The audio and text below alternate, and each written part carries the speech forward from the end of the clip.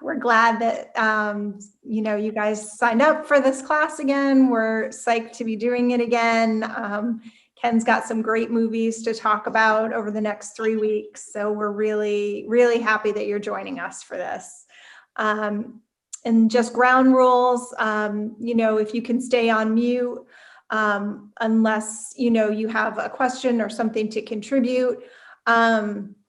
We can't always see everybody's hands if you're raising them, because we only see kind of so many people on a screen at once. So we'll try to get questions, but if you have a question or a contribution, feel free to come off of mute and then jump in when you can, or you can add it something into the chat and I'll try to break in. Or if you want to go down to reactions, you can use the raise hand function, and we'll make sure that you get in your thoughts in that way as well. So I think that's everything. I'll turn it over to Ken for the fun part. Okay. Let me just close this window here and so we chose environmental or nature, probably broader topic for these 3 films. And there are a lot of them actually on Netflix, and I watched a lot of them in December. And I tried to choose 3 that I thought were a little bit different than your typical nature environmental films. And by typical, I mean, there's a lot of nature films that are basically very pretty photography. Like Attenborough does the whole series of films, and they're gorgeous. But I don't know that there's a lot to talk about in them other than they're gorgeous. Actually, the last Attenborough documentary, which is on Netflix, actually gets into like climate crisis and stuff. So it's a little bit different than his other ones. So these are more personal stories, I would say, these 3, and kind of connect. And I thought that would be one topic we could talk about along the way, is whatever connections you might have with nature, the environment, or even animals. I'm going to say wild animals, not so much your dog or your cat kind of thing, if you have a connection with that. And I'll just give you a little bit of mine. For now over 40 years, I've been a volunteer for state of New Jersey Department of Environmental Protection, Fish and Wildlife, that whole area. And for the last 20, the only program I worked in was the Endangered Species Program, which is a really interesting program. And it's taught me a lot about what goes on in New Jersey.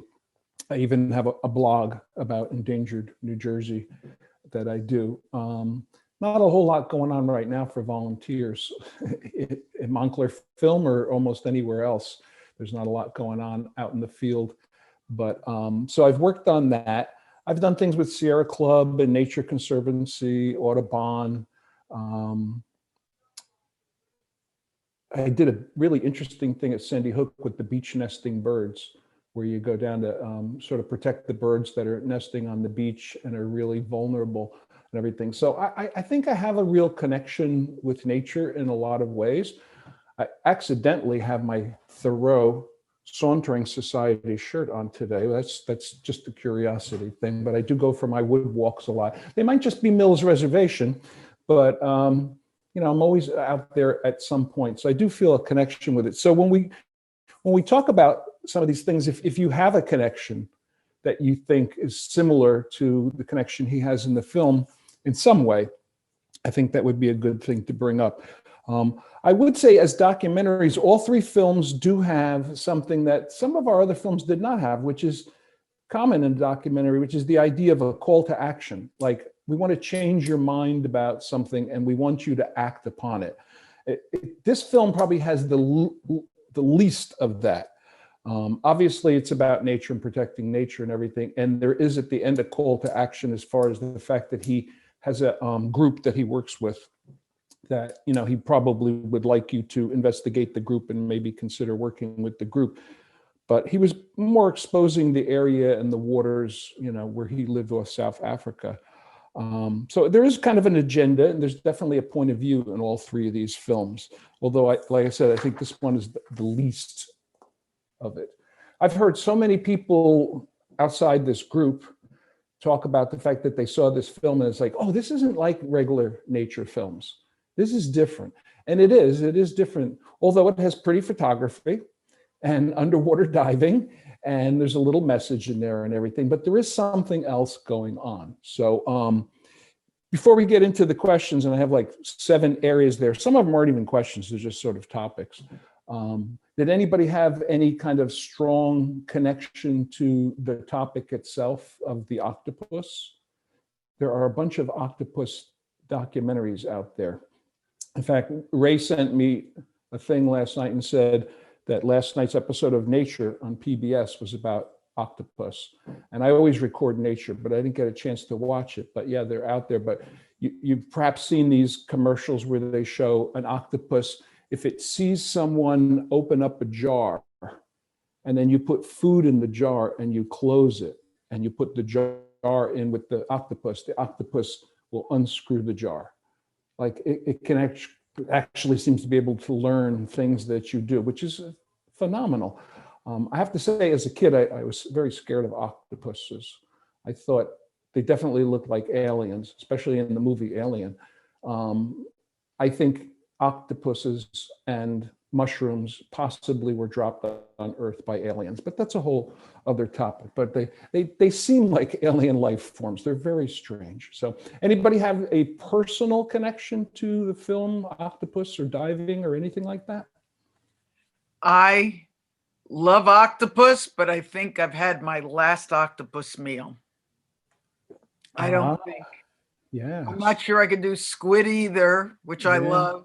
Yeah. But after this film, I don't think so.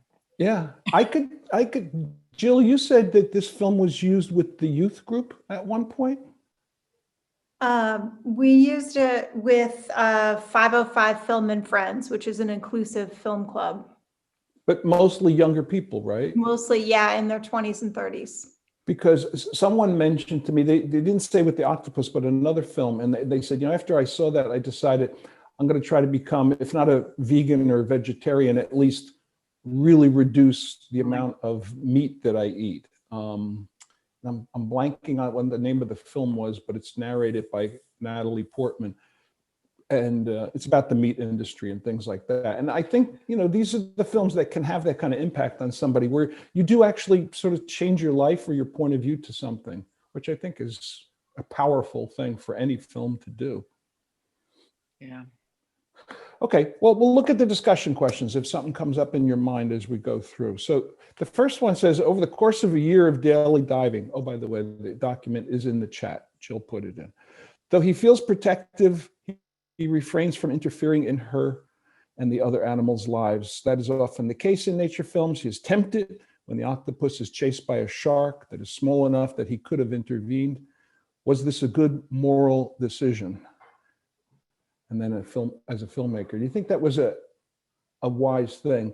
And I think about some of these nature films you see where, the animals being attacked by, the lions are going after the baby that's injured and stuff. And you feel like, why don't they just drive their Jeep in there and chase the lion away? But that's not considered the right thing to do. So what do you think? Is that a moral decision that they made there? And I will take a drink while you're thinking. You mean the one in the middle, Ken? The one, not at the end. You're talking about at the beginning, sort of, in the middle or someplace? Well, it's a shark that actually does damage in the film. The one that eats his hand, leg, or whatever it's called. Arm, yeah. Arm. Yeah, because it's a small shark and it's not one that would hurt him. And he could have gone over there and like punched the shark or chased it or something like that, but he doesn't. He makes that choice. And well, my second part is this is a good filmmaker decision. I mean, maybe it's a combination. I mean, did he do it because that's not right? You let nature be what nature is? Or was it, well, makes better filmmaking if I don't interfere and we just see what happens? but he was attached to the octopus at that point. And I mean, it's possible the octopus could have been killed. You know, there goes the film, and there goes your friend, the octopus. So I don't know. Well, I think he mentioned that in the documentary that he didn't want to interfere, even though he felt for this octopus. He just felt like he was interfering with nature. He wanted let nature take its course. And I think also in the back of his mind, it's also good filming. I think it's a combination of a moral and a filmmaker decision. But what he started out, was his intent to make a film, or was he just trying to heal himself? The intent when he began was a kind of healing diving process. But as soon as he discovered the octopus, he realized there was something worth filming here, not knowing where it would go, which is often the case with the documentary. There's no script. You know, you don't write down what's going to happen. You don't plan things. Actually, you know, jumping in and saving him from the shark might have been interesting and dramatic, but you don't do that. You're not supposed to do that in documentary. You're supposed to be sort of, you know, fly on the wall, observing kind of thing. So, you know, I think it could have been a filmmaker decision, but it seems like a moral decision too, maybe on the case of all documentary makers, that you don't interfere with your subjects. What happens is what happens. But I know as a kid watching documentaries on TV, I always felt like, why don't they go in there and help that animal? It's so clear that the baby hippo is going to die in that pit. Why don't they get it out? And everything. It's like, that's not what you do.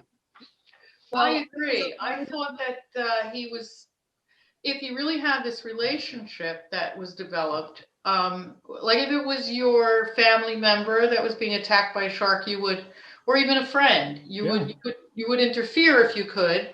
And he chose not to do that. So it brought up the whole idea of, you know, how deep was he involved? That was earlier on. Maybe later on he would have done it differently. But, you know, it really is. I mean, he's trained as a documentary filmmaker all those years. I think that had a lot to do with it. But it also sort of disturbed me a little that he didn't.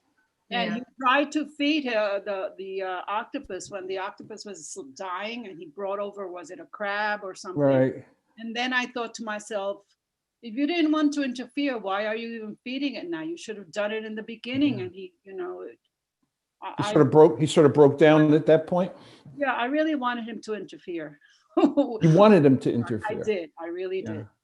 Well, you know, in the volunteer work that I've done, like especially with the endangered species and things, I mean, we do interfere sometimes. You know, like sea turtles, you watch their nests, you make sure the eggs are protected a little more than usual.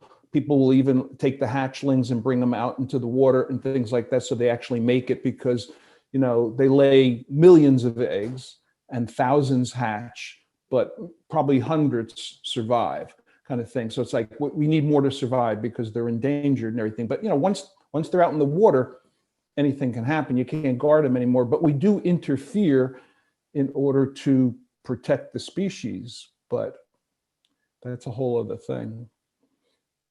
Okay, let's look at question 2. The directors. Hold on, I think there might be, Raymond might have a question. Oh, good. And maybe Jennifer. Oh, okay. Hi there. Hi, everybody. So I don't know, it's a big moral question, and it's way beyond me, and I'm typically ambivalent. At once I'm crying for the octopus, my new friend, my friend's friend. I love the man. I love his pal, the octopus. I didn't think about, should he give her a name? I guess he at least knew she was a female. Somebody asked when she gave birth to eggs. So I'm ambivalent. I was crying. I don't know. I've watched a lot of nature shows where I wanted to intervene / no, you shouldn't.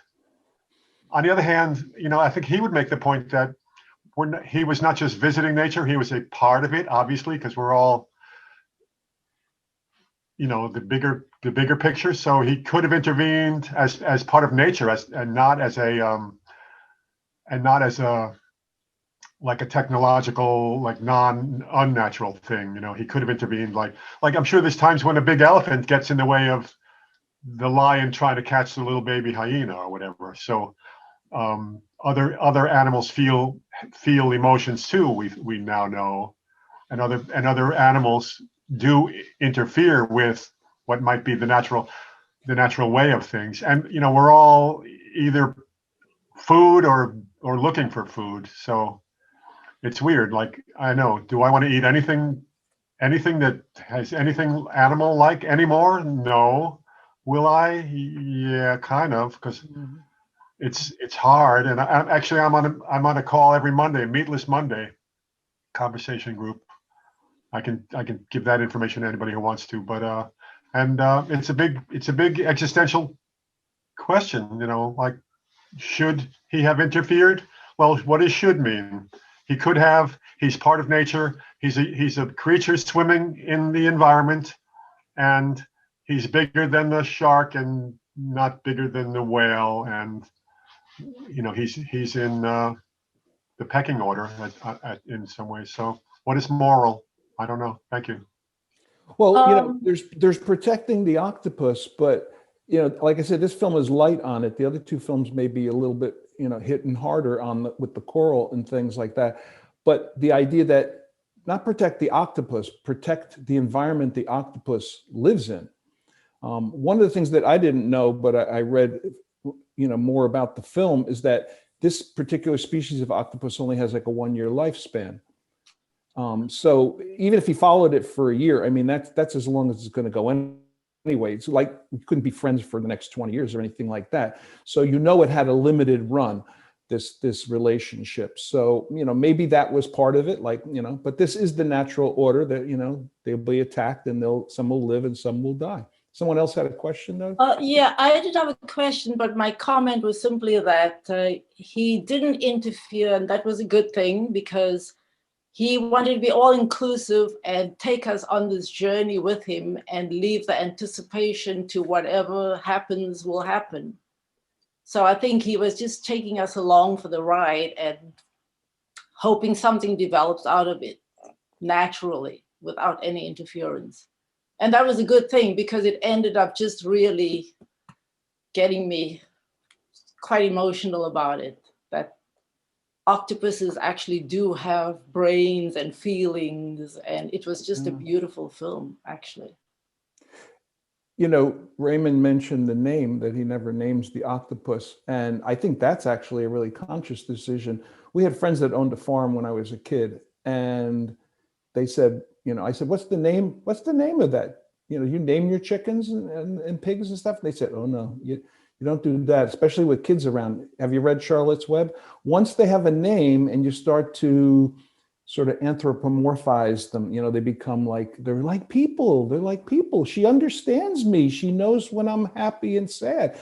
Then it's very difficult to send it to the butcher shop. So I think not naming the octopus keeps it at a kind of filmmaker objective distance, that, you know, even though they had a connection, I think it keeps it a distance. Was there another comment? Yeah.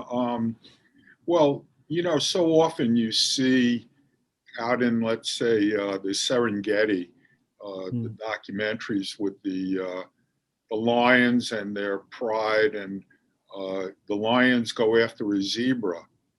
So I don't think, as a documentary filmmaker, that the filmmaker is going to go interfere because he likes the zebra.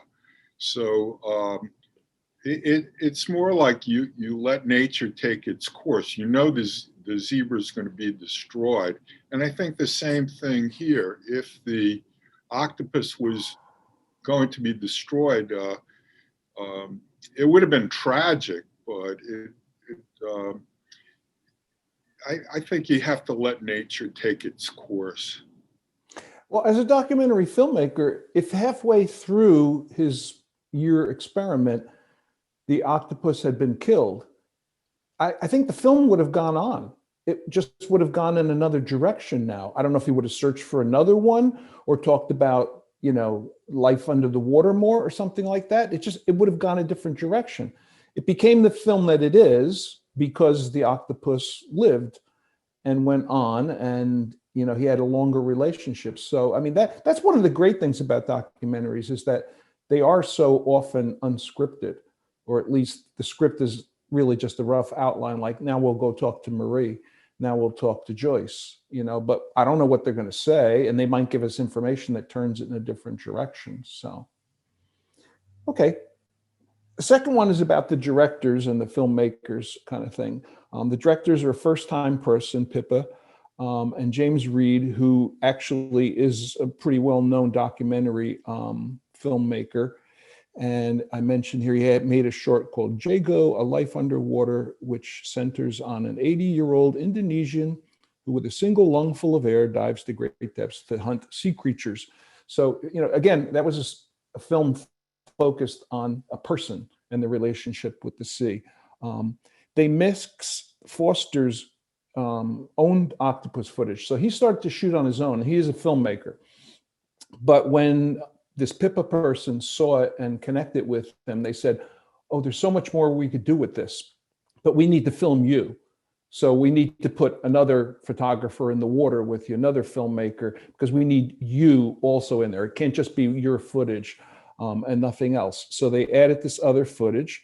And that was shot by this underwater specialist, Roger Horrocks, who works with BBC's Our Planet and Blue Planet too. Those are really good series too, BBC ones.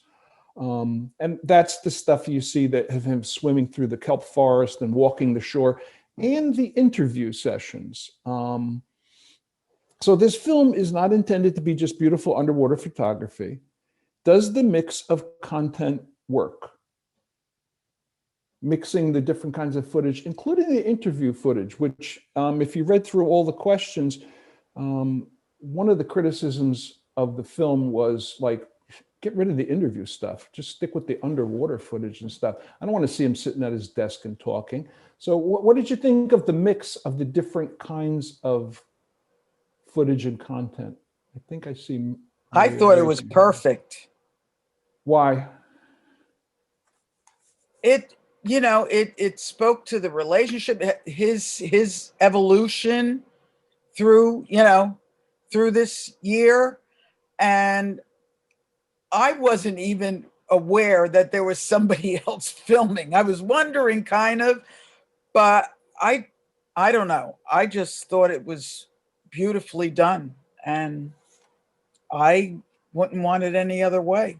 I mean, it's a filmmaker choice. He could have done voiceover, all the stuff where he's being interviewed. That could have been a voiceover while he was diving, and you'd have more pretty footage. For me, the interviews kind of broke it up, maybe in a distracting way, but you could also be like, yeah, but then it kind of showed you that there were intervals here. He'd go in the water, he'd come out of the water, he'd go in another day. I mean, that it was not one long flowing, dive or something like that. So it showed he was able, you could watch his face and watch the emotion and the evolution. And I think there was value in that. Yeah, I agree. Maria, I saw your hand waving.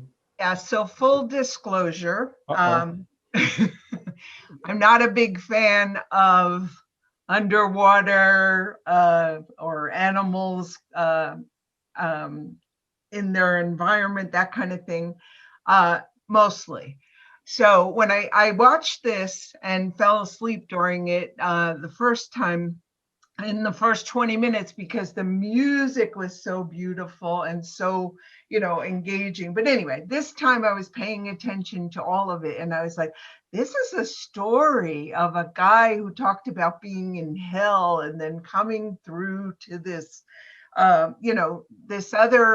this like revitalizing of his purpose or whatever as a storyteller, as a photographer, so I just got engrossed in all of it, so I do feel it was very, very important for him to tell the story, for us to see what he looked like sitting at his desk, telling about his life, about the octopus, about his discoveries and all of that. And, you know, the creative process, I thought it was really wonderful. And, you know, I'm sorry, I kind of feel bad that I don't get too much into these kinds of things, you know, where they're talking about nature and all of that, but it's like, I don't know, it's not that interesting to me. So I mean, I'm sorry, it's just how I feel. But but this was, because it really intermingled the story of his life with what was happening, with the music kind of bringing me to certain places in my mind. You know, I could hear the cello in the background and the, you know, the tears and all of it. So I thought it was a fantastic artistic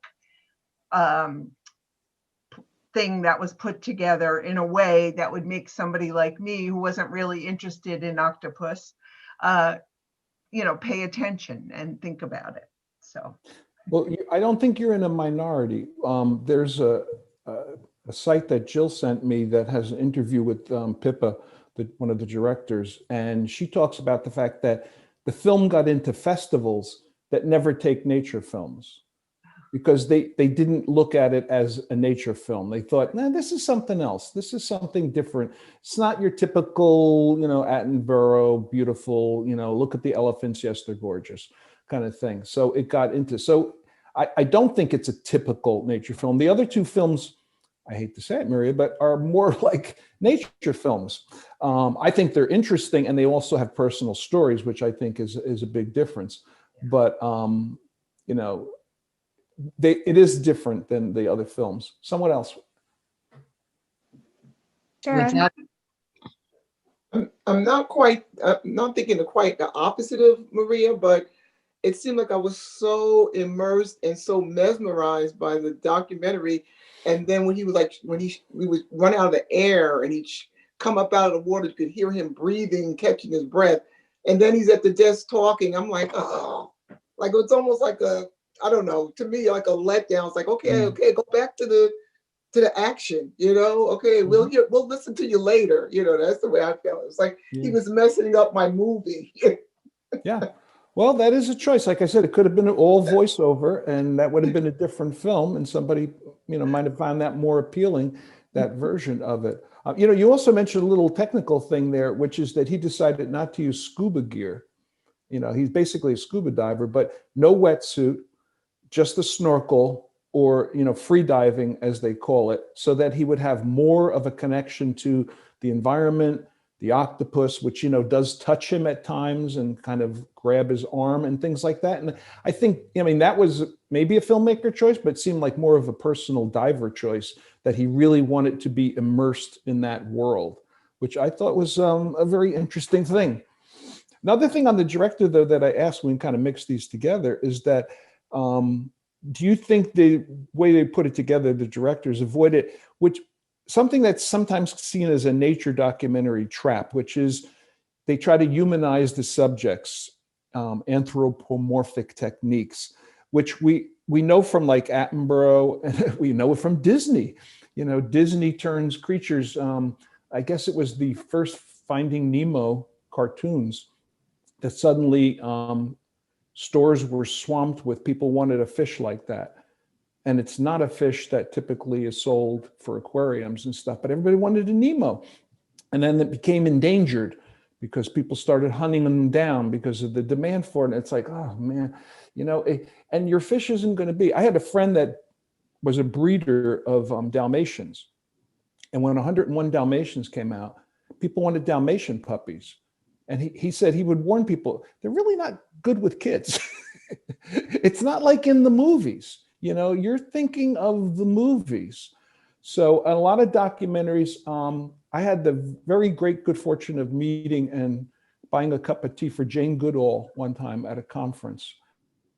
And, you know, when Jane Goodall does her things, she names all of those gorillas, and she has a personal relationship with them. She talks about them as if they're her friends. And when they're lost, you know, it's like losing a friend and things. And that's a real good way to make a connection with an audience, but it's a very different approach to nature film and working in nature. I mean, she definitely interacts and changes their lives. That's part of her goal. That was not the goal of this film, to change the octopus's life or anything. So it's a very different kind of film. Yeah, Anything else about that? Yeah. I thought that there was a voiceover at the beginning of the movie. Yeah, a little bit.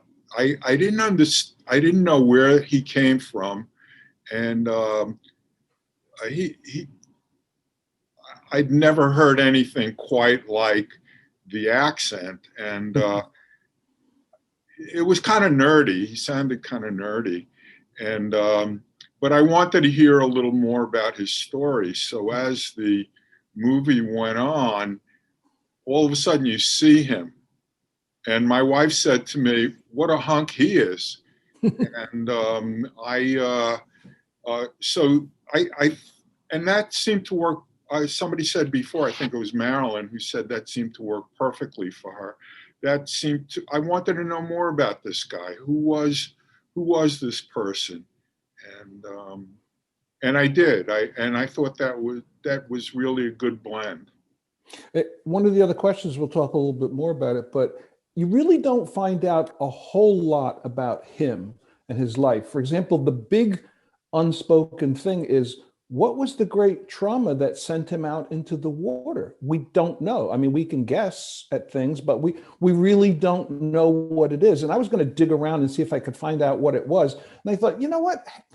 I don't know. It's not in the film. So there's a reason that he chose not to do that. And I have only like one clue that I'll give you later on, but it's a different kind of thing. It's about the octopus, it's about the relationship, but it's not about him.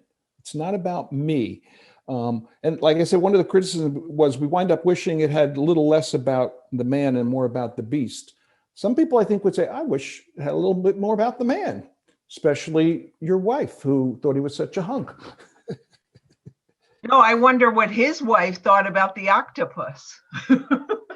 Yeah. She liked him. She liked her too.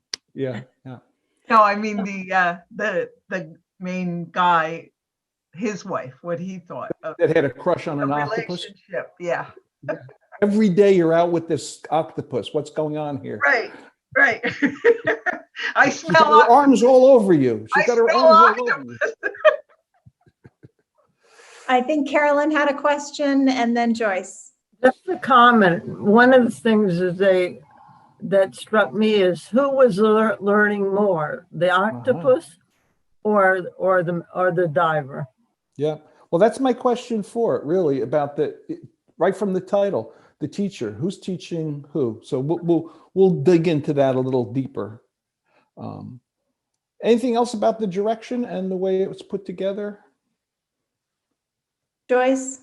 Not really about the direction, but just in terms of the personal problem. I mean, I thought it had to do with depression, but I mean, depression doesn't necessarily have to be about something specific, but he did say at the beginning, with the way he felt, he could not be a good father. And it ended showing you that his son had bonded with him tremendously. So I thought over the course of 300 and something days that there was a lot of progress that was made with the child. I don't know what the underlying, thing was for him, but I was very impressed with the way, you said about the humanization of the, what's it called, anthropomorphic or something? Yeah. So I don't know if I thought he humanized the octopus, but to a certain extent he did, because when the octopus started to trust him and came near him, knowing that this creature returned all the time, I was very impressed by that the octopus finally let go and said, I can go near this guy. He's okay. He's not an enemy. Well, the anthropomorphic that I think they avoid in this film, I think, which is a good thing, is the whole thing. I mean, one that I think actually works is there's a documentary about elephants, and elephants do seem to mourn their dead. Like they will go back to where, like even a skeleton of an elephant from their group was, and they seem to stand there and go around. But when you talk about, well, it's like us, it's like having a funeral. They're mourning, and it's like, okay, look, they're elephants. They're not humans. They don't do the same things. There's similarities.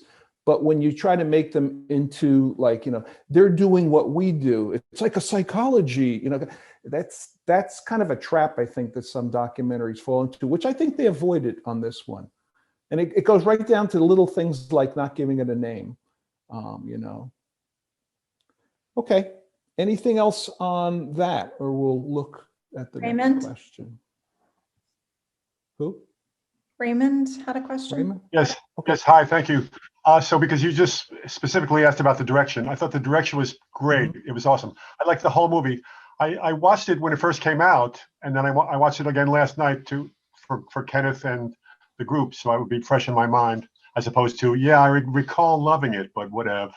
So I thought it was awesome. As a photographer, I thought it was phenomenal photography.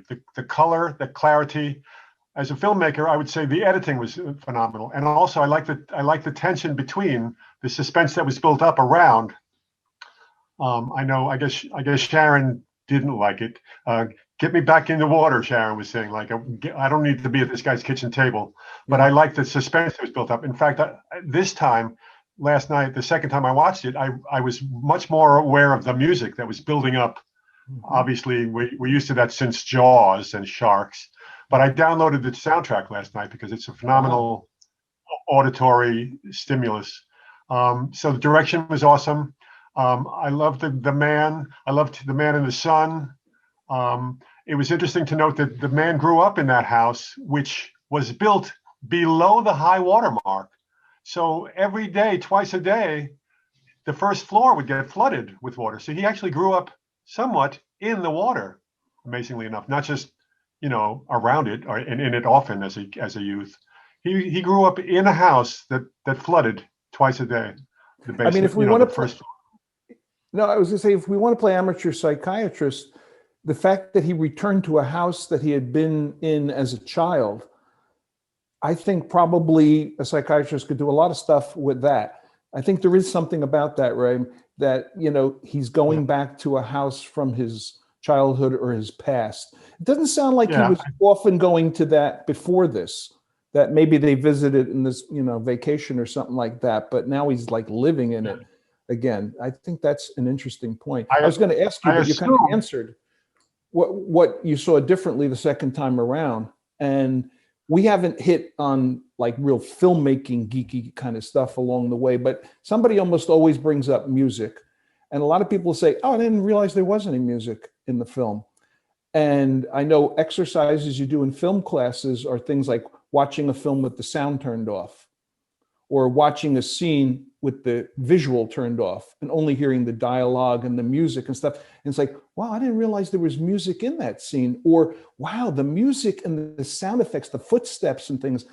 So I think it's good that you picked up on that the second time around. I have to admit, I heard the music. I knew the music was there, but it didn't, hit me at any point, kind of thing. And sometimes music is distracting in a documentary, It's almost like the joke scene of the two people running across the beach, and the husband, and the wife kind of thing. And there's this gorgeous music and it's in slow motion. It's almost corny sometimes the way the music is used, but we're so used to seeing it in films. Ray, you had one more thing to say? Well, also, I just inferred that he was burnt out from his filmmaking. You said, why did he want to go home and go in the water and heal? What was his trauma? But I inferred that it was because of he didn't want to see another camera or another editing suite ever again, he thought. And I thought it was because it was so much around the clock overtime, pressure, stress, artistic creation. I don't, because they did not allude to anything else that it might have been, even though I thought it was curious that we didn't see his wife. But maybe he's not married. What do we know? It's just like, like we who are pair bonding types were wondering, like, where's his partner? Who made the kid with him? But she might have been long gone. So we have no idea. Well, it's interesting that you say, he wanted to escape the filmmaking, like burnout from filmmaking. So he goes away to go diving and ends up making a film. He escaped to, the thing that he was trying to escape from. Possibly. Yeah, I think yes, but it was such a psychological and philosophical thing. I don't call this a nature film. When I recommend it to friends, I say fabulous nature photography, amazing, especially underwater, and also kudos to Sharon and then Ken for picking up on the word immersion into, like literally. So it was a nature film. Simply put, but to me it was more interesting around the existential questions, the philosophical quandary of the relationships and the emotions. I mean, we're looking at an octopus who we think of as like a blob of like nothing, thinking like, oh, I'm going to reach out and touch this guy, and then touch him more, and then hug him, and then the octopus clearly had emotions, and we never typically think of that. So we watched the relationship, and then he talked about his feelings, like, what should he do? What should he feed this thing that's wounded? Should he not intercede with nature? He is a part of nature. He's in fact, like everything else, like we all have a role to play. We all have, like, we're all important in the big pictures, and even if we don't know it. About mosquitoes. That's why I say I don't think they overdid the humanizing part, because even when the octopus explores his arm and things like that, you could say, oh, she realizes he's a friend and she's trying to do a friendly, like warm, loving. No, she's exploring, just like she would explore a rock crevice or something like that. Don't read too much humanizing into it. Yeah, I mean, they have emotions. They have two brains up here, and they have one in every arm. Okay. So there's obviously a lot of thinking going on. But I'm glad they didn't push the whole, humanizing kind of thing. He never says anything in the film that makes it sound like he thinks of her as like his buddy or his friend or anything like that. And I think that's a good thing. Okay. I like the choice that he made to not tell what his specific crisis was, because in doing that, he would make it specific to himself. We all face crises, whether it's financial, career-wise, family-wise. I think he's allowing us to empathize with him more and to see the healing nature of what he's doing, the healing power of nature. If he told, I went through A, B, C, and D, I think that would remove us a little bit from him. But whereas he's basically making it general, I mean, we all have difficulties and problems that we deal with in our life. And he's allowing us to be able to go with this journey with him easier if it's something that we can empathize with. Well, that makes a very good transition into the third topic. Wait, hold on. I think we had a couple other questions. Diane, and then whoever's on owner's iPad. Okay. Thank you. I have to say the one word that comes to mind when I watched this film was mesmerizing. Someone mentioned that they were mesmerized by the film, and I was too. And I thought, I loved the music. The photography was gorgeous. It was like drifting through this beautiful alien world. And I think one thing that was such a positive was hearing Foster narrate it. He spoke in such reverential tones. It was very moving. I love the film. He's an interesting man. I would like to know a little bit more about him, but I think that bit of mystery about his crisis or what led him to this point in his life was good, was another good tension in a way for the film. Thank you. I saw it through, similar to what a lot of people said, but I thought a lot about transitions because I've made transitions in my life, in careers and in moves to different part of the country and stuff. And I get a little bit lost, but I trust now that the process of being a little bit lost and exploring totally new things and just trusting that the universe will reveal for me eventually when it's time to come back. And so for me, his speaking from the dining room table and his his even admitting that some days he didn't want to go out there. Some days it was just seemed like a burden. And so for me, he since he started the beginning saying that he was going through something and he needed to get away, and by the end being recovered from whatever it was, and that whole 365 days having been his like transition period or something like that, I that just happened to be the way I saw it. And so I was glad to have all the aspects of him coming up for air at the dining room table, down there trying to decide, whether to get involved with the shark or not. And then separately, the photography, the music, the filming, just every single aspect about it. I was just really pleased. So thanks a lot. Thank you. More, Jill? Anybody else? I think you can move on. Okay. Well, we actually start to touch on a number of the other questions already, so we can easily make the transition. So the third question is really about Foster himself. So he's a South African filmmaker. He makes nature documentaries. He's also a conservationist. He started seachangeproject.com. And so he's trying to protect those waters. So, there's a lot going on. He's the presenter. He's also the protagonist of the film, which is kind of interesting. It's sort of like when you're the director and the actor in the film, that kind of changes the relationship. The film never really explains the professional and personal crises that causes his retreat into the ocean. It takes him back to the vacation home in which he had spent his boyhood summers 30 years earlier. Do you have a guess at what it might have been? Well, we've already kind of talked about that, but we can get further into it. Should that information have been included in the film? And I will tell you that I started to dig a little and then stopped because I almost thought like that might ruin it. But the most common things, a lot of reviewers talk about it. They talk about, he was burned out on filmmaking, as I think Raymond mentioned. A lot of people guess that had something to do with his wife, like his marriage was breaking up, because there's like really no mention of the wife. And because he brings up the fact that he feels sort of estranged from his son, they said, maybe divorce, not seeing the son is with the wife or something like that. So I will just throw you one little tidbit of information, which is the little documentary short that I saw about the director talking. She says, and Craig's wife was great. She just, helped at every turn, and she was wonderful. So that's not it. It's not the wife. But I mean, I think we're probably split as an audience. I'm not sure about, should we have known more about him? Or was it a good idea to keep that as just like something happened?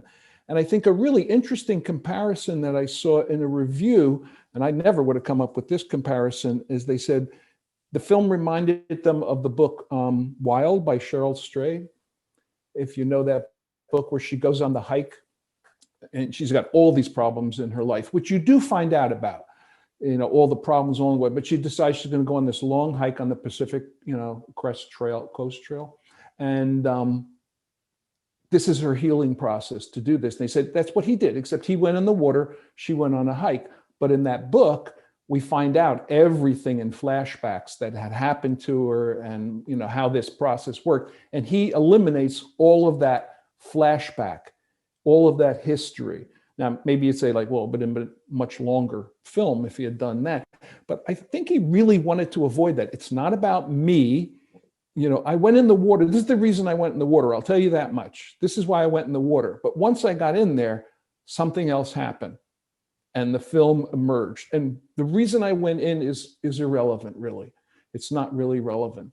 And we'll get to his son. That's another question. But so anybody who hasn't spoken about it already, did you feel that was a missing element and it should have been in there? Or was that a good decision? I don't know if he wanted mystery. It's just like, I don't think he thought it was relevant to the story to know about his life. Sandy has a question. Okay. Actually, I did do some research, and I do believe it was a divorce, because the wife he's talking about now is actually another filmmaker, and she's another a very kind of well-known person in India, and I think that she helped make the film at the end, but I don't think that's the original. I think that because it mentions an ex-wife in the research. So I think probably the first wife is the one that he's not talking about. Maybe, you know, sometimes legal reasons, or he just, you know, he's got custody stuff going on. So we don't know. But the thing is that the wife that is being talked about, his current wife, was actually working on the film with him. So that's all I know about that. Okay. What about? I did get the vibe of divorce. I did get the vibe of divorce. You don't think, Sandy, that they broke up because he was having an affair with an octopus, though, do you? No, no. Okay. That's a good one. All right. She was all hands. Yes. She's all over him. You know, 8 hands. I mean, come on, it's ridiculous. So. Right, but Sandy, did you think that the information should have been put in the film or not? That was the question at hand. Yeah. Yeah, I didn't think it was needed, but I had to go look it up because I'm curious. Yeah. Yeah. I don't think it was necessary, really. Yeah. I think it really carried without knowing that, just knowing that he had some kind of existential crisis, maybe even just feeling not productive anymore in his own work. And so he was trying to work it out by being in a different atmosphere, maybe one he loved as a boy, and kind of getting back to the original, you know, boy feeling of just being free. And then this came upon him as something to start, talking about, photographing and putting together. He probably did all of this, and then the story kind of presented itself to him after he immersed himself in that life, you know. Yeah. I think it was great. Yeah, he did not go in the water to make a film about an octopus, right, or even about that water. Right. That was not the purpose. He went in the water for another reason, and a film emerged from that experience. So, and you know, what Sandy tells us is interesting, but I think there's another split between people in an audience. In my household, I love to read reviews and find out about films before they come out and know what's going on and the backstory and the novel it's based on. And my wife doesn't want to know anything about it. She hates knowing about those kinds of things. And I think that's a really common split.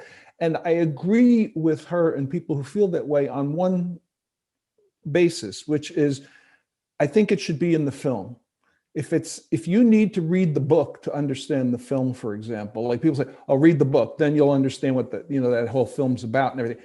You shouldn't have to read the book to watch the film. You shouldn't have to know everything about this guy's life in order to. Now, obviously, for this program, I do a lot of research into the film. I look at other films by them. I look at reviews. I always try to find negative reviews to see, even if I like the film, like what do people not like about it. But that really shouldn't be necessary, other than it's useful for our discussion. So I'm treating it more like a classroom experience. Just like if I was, when I was teaching novels to high school students, I knew a lot more about the novels than they did. I knew about the authors and their other books and stuff, and I would bring that in, but not when you start reading the book. You shouldn't have to know about all their other books in order to understand that particular novel. So I think that's also true for the film experience. So let's talk a little bit about the teaching part. So question 4 was concerning the title. What did the octopus teach Foster? The diving and the connection to the octopus seems to have been therapeutic, but the lessons, if you want to call them that, are never stated outright. So what did he learn from him? From her. Beth had something quick to say. I saw you raise your hand, Beth. Okay. You just need to unmute. I'm still. Oh, wait. Now I'm unmuted. There you go. Just going back to what you were saying before and knowing more about Foster himself, sometimes it would be a distraction from the beauty of what we were watching and taking in. And I didn't need to know that. I could learn it later, or did it really affect my feelings for the film, which were so beautiful?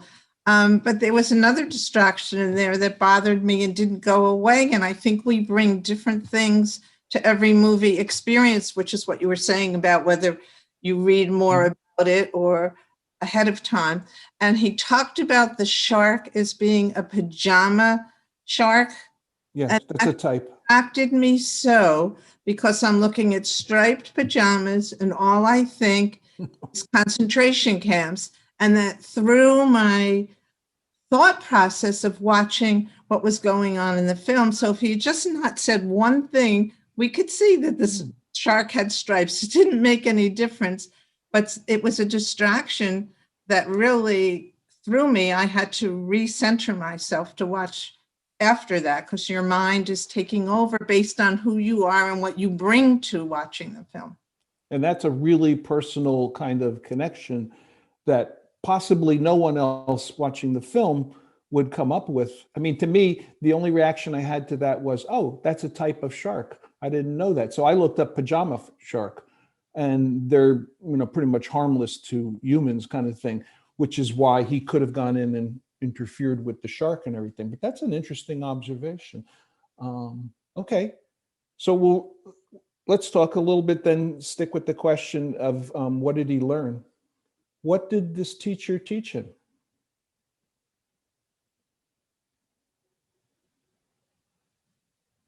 Well, see, now the class is like when I taught high school. I asked the question and nobody raises their hand out there, and I have to call on somebody. Well, I'll give you my first lead into it, which is, I taught for 45 years, different levels. And every good teacher I know always says, well, even though I was the teacher, I learned a lot from my students. So I would question whether the octopus learned anything from Foster, but certainly he learned things about himself by the experience. But what are those things he learned? That's really my question, is what did it teach? I could see a cynical kid watching this film and saying, like, it's a stupid title. It didn't teach him anything. What did it teach him? It didn't teach him anything. Did it? What are the lessons? I think Raymond has a question or a contribution. Well, thank you, Jill. A big thing for me is something I mentioned already, that he realized that he's not visiting nature, but rather a part of nature. So again, back to the immersion of it. He wasn't a stranger in a strange land, even though it was, somewhat alien, unquote. He was not a visitor to it, but he was a part of it. So I think he learned that. That's something I, was reminded. I don't know that I learned anything per se, but reminded of in the philosophical, existential rumination. Donna has a question as well.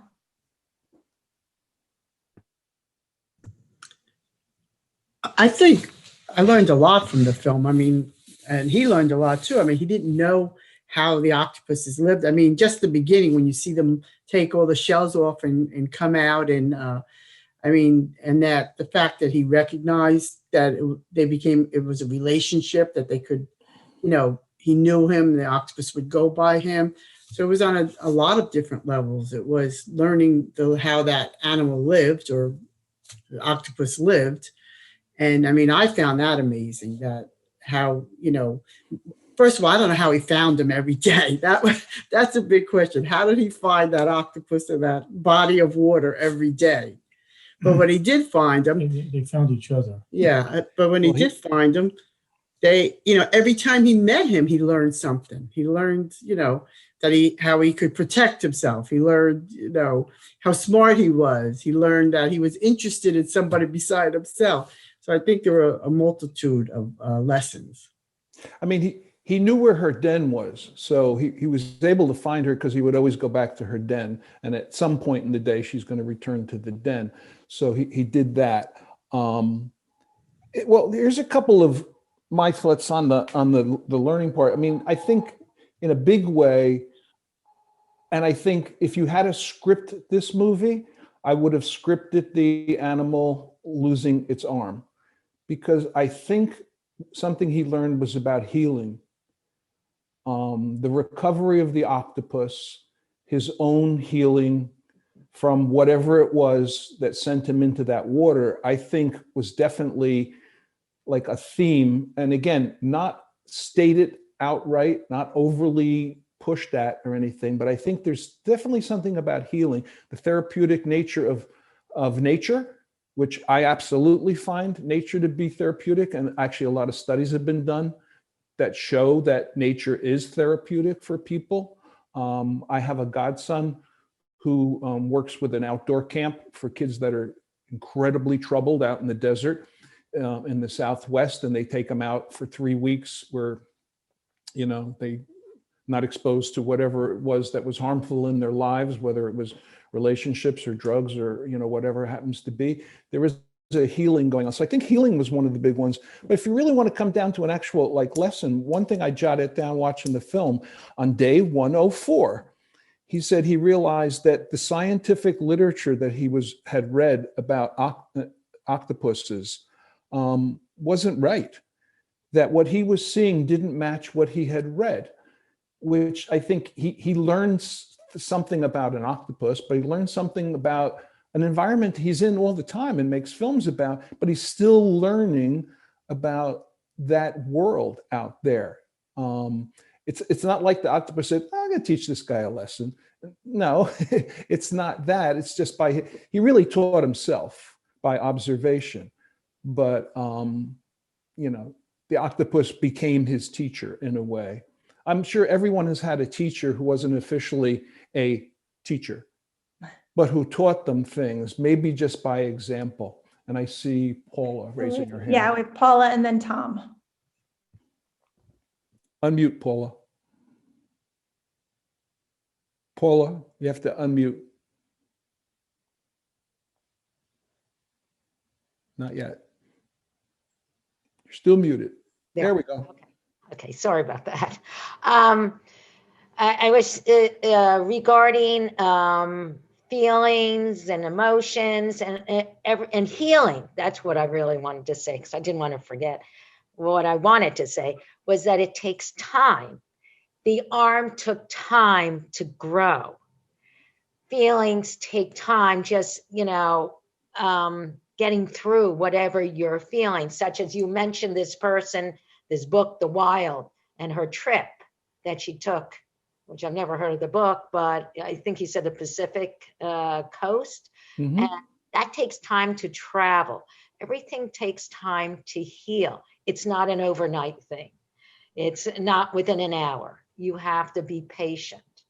And that's what happened with the arm. The arm took time to heal, to grow, which I forgot that an octopus does that. And also, I forgot my other answer. You were mentioned about the healing, the and emotion. learning about from the literature didn't match what he saw. Like school learning versus real life learning. Right. No, I can't remember now. My memory's shot. But there was something else I wanted to say. But anyway, I'll let someone else talk now. So sorry about that. Maybe it'll come back to you. It might. All right, then I guess Tom's up. Tom has I think the two great lessons he learns, along with healing, of course, and Paula touched on it as well, is patience and communication. Patience in terms that it spent hundreds of days and slowly developing this relationship with this amazing creature. And the notion of communication, because so much of what we do in life is communicating with other individuals. And perhaps it's our lack of ability to communicate which separates us so often and leads to conflicts and misunderstandings. And then the notion that if he could develop such a remarkable relationship and communicate with a different species, he developed the ability, I think, to maybe communicate better with his own son. And he ends up having a more rich relationship with his own son because he develops the patience and the capacity to understand and develop that relationship over time, as opposed to jumping to conclusions and such, or not being able to be open. He developed those abilities, which he learned from an octopus of all things, and then applied it to his own family and his own life. Anyone else on the topic of learning and teaching? Do we have any teachers out there? Any other teachers out there?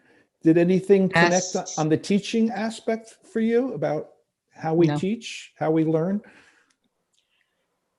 If we Perseverance.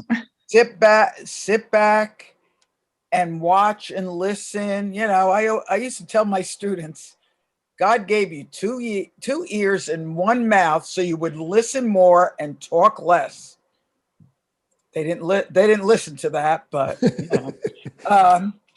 but it's true. I mean, if you think about all that's been going on in this country the last bunch of years, all right, this was a human and an octopus, but human to human, we're all different, and we tend to prejudge by looks or whatever. And if we would just take the time to observe and listen, we might see the more commonality and less difference. So I really think that was a big lesson in this that hopefully, we will learn soon. Another one of my teacher moments for me is a quote that's been attributed to a lot of people, but really hit me hard when I first started teaching was the idea, people have said it in different ways, but they will forget most of what you tell them, but they will remember what you do. And I think when I had students that have seen after 5 years, 10 years, 20 years, the things they remember at first, when I first met students, I would say, that's what you remember about the class? It wasn't, something about reading, To Kill a Mockingbird necessarily, but something I said about To Kill a Mockingbird, or something I did, or an example from my life, or when my son was born, how I connected it to something. And I think that's very much true here. It wasn't that the octopus was trying to teach him anything. It was that by example, he learned things like healing and that kind of thing, which I think is really kind of remarkable. Not the only film to do it, but it's kind of remarkable. And the slow road to trust. Yeah. Yeah. You know, like how many days, and just waiting it out and, Well, even, with our friendships, or even if we have a pet of some kind, trust doesn't come like on day one. It takes a while. And particularly with wild animals, it may never occur that they trust you. I mean, I have a number of friends who have rescue dogs. And, to build trust with something that's been abused, for example, and you can turn that right over to an abused child or something like that. I mean, it doesn't come easily. It's a slow process. So, people who have said healing, patience, communications, all of those things seem to be the lessons, but again, not overtly presented in the film, which I like. I don't like being hit over the head by a lesson or a theme or something like that. It'll emerge. And if you say, yeah, but then some people miss it, well, then maybe they should watch the film again, or maybe somebody needs to talk to them on Zoom about it or something like that. I don't know. Anything else about the learning? Or we'll go to a really easy question. Number 5, which is just, did you have any favorite scenes in the film? And I said, one of mine is when she uses the empty shells as camouflage. I thought that was phenomenal. That's almost like learning that an animal uses tools or something like that. Not only did it camouflage, but I mean, it was harder to get at her because she had all these shells. And I mean, an octopus is soft. I mean, it's easy to do damage to an octopus. But those shells, I mean, I thought that was incredible, that particular scene. So did you have a favorite scene that you really liked? Yeah, I did. Where the octopus actually sits on his chest and the two of them bond, and it's just so quiet. And that was mine, Jennifer. No. Oh, well, I said it first. But I thought that was just the most beautiful. But there was a time that he actually had to go back up to get air, and so he had to just leave. But that was my favorite scene. I like the part when after the birth, where she's losing her strength and energy in order to give it to the, to the offspring. And I was just like, oh my God, not that literally as a mother, that's how you feel, but there are, you feel like you're giving your entire being so that this child will move forward and live. And it really struck me very much. I think unless I really got it screwed up in my head, they say she dies after, that's part of the, and I didn't know that. So that was really, I know we don't die after giving birth as mothers, but just a part of, so much a part of you keeping this child alive and thriving and all of that, I found very moving. Anna? That's actually a good point, Marie, because that we don't know when we're going to die. And that, I mean, he knew that after they would have the baby, that the octopus would die. Like, he knew they had a 2-year lifespan and that kind of stuff. So that's, I didn't think of it at the time, but that could, I mean, I don't know if that's a lesson, but that was an interesting point. It was a sad point in the movie, but to know, we don't have that ability to know that, and he knew what the long course would be for this octopus. Was that correct, Ken, in the research that you did when he did the octopus research, that he knew the lifespan would be? Well, he knew the lifespan was 1 year. I watched the film a long time ago, so I'm just remembering things. The death after birth, I'm not sure that's a certainty kind of thing. Okay. I don't recall that, but it's possible. Actually, he doesn't find her dead or anything like that. He just knows she vanishes. He assumes something happened to her. She could have been eaten by the shark finally, or something like that. I did watch it a long time ago, but I thought he said, I didn't rewatch it. I thought he did say something about that as part of the film, that once they have their offsprings, they do pass away. But I could be wrong. Yes, he did say it. Yeah. Did say it, right? Yeah. Okay. Andy had a question, and then Stan. Mm-hmm.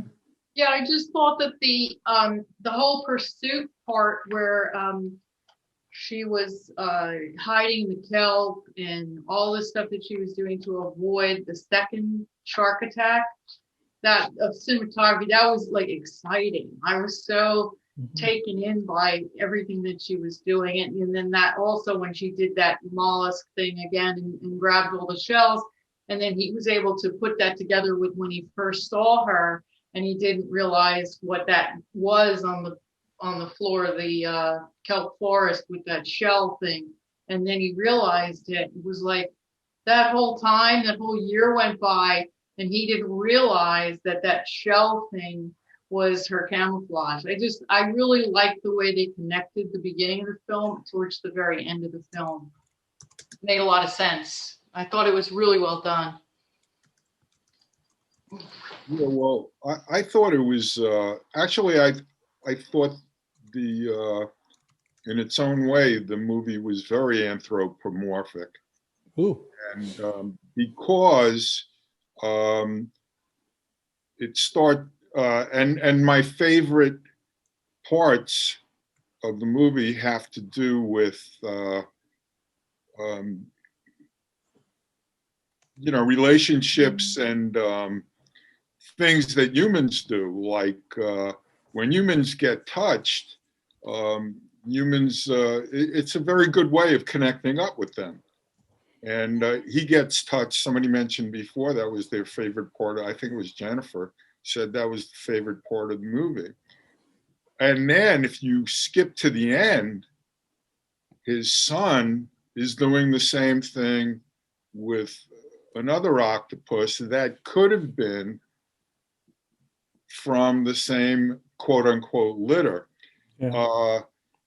The reason I thought it was anthropomorphic was here we got a hurting puppy. The guy, obviously he's hurting very badly. And there's another part where you see his face after she dies as if he's going to, if you had the camera on him, he would have started crying a little bit more about how he was hurting after he lost his good buddy. So there were, and the focus on the eye of the octopus, as if the octopus, how do you find out about a person? You look into their eyes, and it was almost like a human experience. You don't have to say anything in words to have an anthropomorphic situation.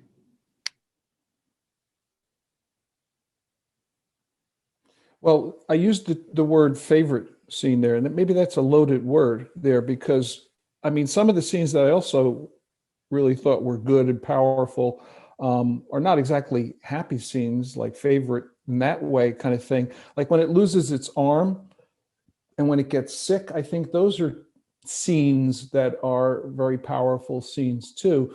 You know, maybe favorite wouldn't be the word I'd attach to those, but those scenes too. I mean, there are, like I said, if you had to script this, there's some good things in the script.